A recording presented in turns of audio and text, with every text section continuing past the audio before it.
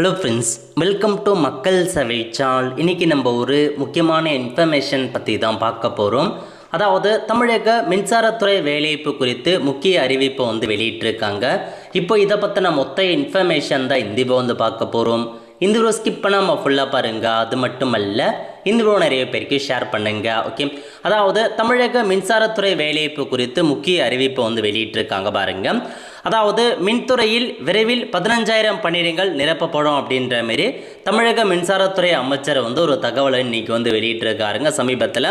அது மட்டும் இல்லாமல் மின்துறையில் பதவி உயர்வு தாமதமின்றி வழங்கப்படும் அப்படின்றதையும் சொல்லியிருக்காரு.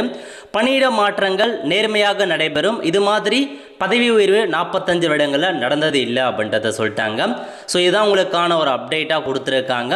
அது மட்டும் இல்லாமல் மின்வாரியத்தில் கிட்டத்தட்ட 70,000 பேர் ஆட்கள் வேணும் வேலை செய்வதற்காக.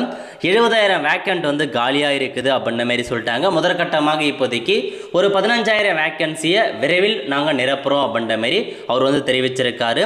நீதிமன்ற வழிகாட்டுதலின்படி மின்துறையில் ஒரே நாளில் 300 பேருக்கு பதவி உயர்வு வழங்கப்பட்டது அப்படின்ற மாரி சென்னையில் மின்சாரத்துறை அமைச்சர் நிர்மல்குமார் அவர்கள் பேட்டி அளிச்சிருக்காருங்க.